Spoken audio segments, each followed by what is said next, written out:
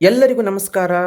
ಕರ್ನಾಟಕ ರಾಜ್ಯದ ಮುಂಬರುವ ವಿವಿಧ ಸ್ಪರ್ಧಾತ್ಮಕ ಪರೀಕ್ಷೆಗಳಾಗಿರುವ GPSTR ಆಗಿರಬಹುದು, HSTR, SDA, FDA, village accountant ಆಗಿರ್ಬೋದು, ಲ್ಯಾಂಡ್ ಸರ್ವೆ ಆಗಿರಬಹುದು, PC, PSI ಇನ್ನಿತರೆ ಎಲ್ಲ ಸ್ಪರ್ಧಾತ್ಮಕ ಪರೀಕ್ಷೆಗಳಿಗೂ ಅನುಕೂಲಕರ ಆಗಲಿ ಅಂತಕ್ಕಂಥ ಉದ್ದೇಶದಿಂದ ಮತ್ತು ತುಂಬ ಜನ ವಿದ್ಯಾರ್ಥಿಗಳ ಒಂದು ಕೋರಿಕೆಯ ಮೇರೆಗೆ GK ಟಾಪಿಕ್ಗಳನ್ನು ಡಿಸ್ಕಷನ್ ಮಾಡಿರಿ ಸರ್, ದಿನಾಲೂ ಒಂದು ರಿವಿಷನ್ ಕ್ಲಾಸನ್ನು ಮಾಡಿರಿ ಅಂತಕ್ಕಂಥ ಒಂದು ತುಂಬ ಜನ ವಿದ್ಯಾರ್ಥಿಗಳ ಕೋರಿಕೆ ಮೇರೆಗೆ ನಾವು ಇವತ್ತಿನಿಂದ ದಿನಕ್ಕೊಂದು ಶಾರ್ಟ್ ಆಗಿರ್ತಕ್ಕಂತಹ GK ಸಿರೀಸನ್ನು ಆರಂಭ ಮಾಡೋಣ. ದಿನಕ್ಕೊಂದು ಹೊಸ GK ಟಾಪಿಕನ್ನು ನಾವು ತೆಗೆದುಕೋತಾ ರಿವಿಷನ್ ಮಾಡ್ತಾ ಹೋಗೋಣ ಅಂತಕ್ಕಂಥ ಒಂದು ಒಳ್ಳೆಯ ಉದ್ದೇಶವನ್ನು ಇಟ್ಟುಕೊಂಡು ಇವತ್ತಿನ ಮೊದಲನೇ ದಿನ ಯಾವುದಂತಂದ್ರೆ ಜಗತ್ತಿನ ಎತ್ತರದ ಪರ್ವತಗಳು.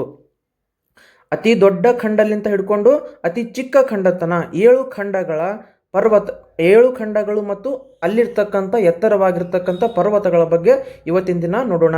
ಯಾಕಂತಂದರೆ ತುಂಬ ಸ್ಪರ್ಧಾತ್ಮಕ ಪರೀಕ್ಷೆಗಳು ನೋಡಿವಿ.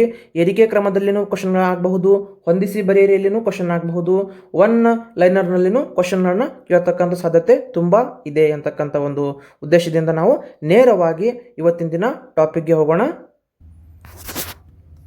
ಜಗತ್ತಿನ ಖಂಡವಾರು ಎತ್ತರದ ಪರ್ವತಗಳಲ್ಲಿ ನಮ್ಮ ಪ್ರಪಂಚದ ನಕಾಶೆಯನ್ನು ಗಮನಿಸಿದಾಗ ಅಥವಾ ಭೂಮಿಯ ಒಂದು ಆಕಾರವನ್ನು ಗಮನಿಸಿದಾಗ ಅತಿ ದೊಡ್ಡ ಖಂಡ ಯಾವುದಂತಂದ್ರೆ ಏಷ್ಯಾ ಖಂಡ ಅಂತ ನಾವು ಗುರುತಿಸ್ತೀವಿ.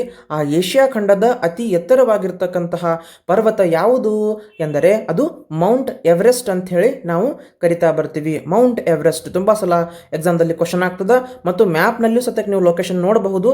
ಯಾಕಂದ್ರೆ ಒಂದೊಂದು ಎಕ್ಸಾಮ್ದಲ್ಲಿ ಮ್ಯಾಪನ್ನು ಕೇಳ್ತಾನ, ಅದನ್ನು ಲೊಕೇಟ್ ಮಾಡಿರಿ, ಅದನ್ನು ಗುರುತಿಸ್ರಿ, ಯಾವ ABCD ಅಂತ ಮಾರ್ಕನ್ನು ಕೊಡ್ತಾನೆ, ಗುರುತಿಸಿ ಅಂದಾಗ ನಮಗೆ ಈ ಥರದ ಫೋಟೋಗಳು ಅನುಕೂಲಕರ ಆಗ್ತದೆ. ಏಷ್ಯಾ ಖಂಡದ ಎತ್ತರವಾಗಿರ್ತಕ್ಕಂಥ ಪರ್ವತ ಮೌಂಟ್ ಎವರೆಸ್ಟ್, ಅದು ಎಲ್ಲಿದೆ ಅಂತಕ್ಕಂಥದ್ದನ್ನು ನಾವು ಮ್ಯಾಪ್ನಲ್ಲಿ ಇಲ್ಲಿ ನೋಡಬಹುದಾಗಿದೆ. ಇನ್ನು ಅದೇ ರೀತಿಯಾಗಿ ಎರಡನೇ ಖಂಡ ಆಫ್ರಿಕಾ ಖಂಡ, ಎರಡನೇ ದೊಡ್ಡ ಖಂಡ ನಾವು ಆಫ್ರಿಕಾ ಅಂತ ಕರಿತೀವಿ, ಕೇಂದ್ರೀಯ ಖಂಡ ಅಂತ ಕರಿತೀವಿ. ಈ ಆಫ್ರಿಕಾ ಖಂಡದ ಅತಿ ಎತ್ತರವಾಗಿರ್ತಕ್ಕಂಥ ಪರ್ವತ ತುದಿ ಯಾವುದಂತಂದ್ರೆ ಮೌಂಟ್ ಕೀಲಿ ಮಂಜಾರೋ ಅಂತ ಹೇಳಿ ನಾವು ಕರಿತೀವಿ.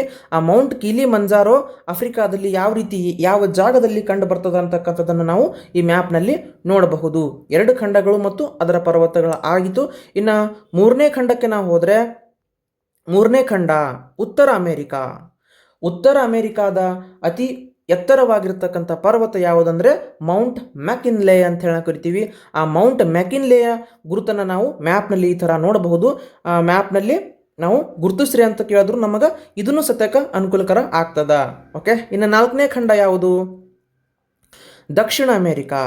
ದಕ್ಷಿಣ ಅಮೇರಿಕಾದ ಅತಿ ಎತ್ತರವಾಗಿರ್ತಕ್ಕಂಥ ಪರ್ವತ ಮೌಂಟ್ ಅಕಾಂಕಗುವಾ ಅಂತ ಹೇಳಿ ನಾವು ಗಮನಿಸ್ತಾ ಬರ್ತೀವಿ. ಮೌಂಟ್ ಅಕಾಂಕಗುವಾ ಇದನ್ನು ನಾವು ಮ್ಯಾಪ್ನಲ್ಲಿ ಸತ್ಯಕ್ಕೆ ಗಮನಿಸಬಹುದು. ಹೌದಾ, ಮೌಂಟ್ ಅಕಾಂಕಗುವಾ ಅಂತ ಹೇಳಿ ನಾವು ಕರಿತಾ ಬರ್ತೀವಿ. ಅದೇ ರೀತಿಯಾಗಿ ನೆಕ್ಸ್ಟ್ ಮುಂದಿನ ಖಂಡ ಅಂಟಾರ್ಟಿಕಾ ಖಂಡ. ಅಂಟಾರ್ಟಿಕಾ ಖಂಡದ ಅತಿ ಎತ್ತರವಾಗಿರ್ತಕ್ಕಂಥ ಪರ್ವತ ವಿನ್ಸನ್ ಮ್ಯಾಸಿಫ್ ಅಂತ ಕರಿತೀವಿ.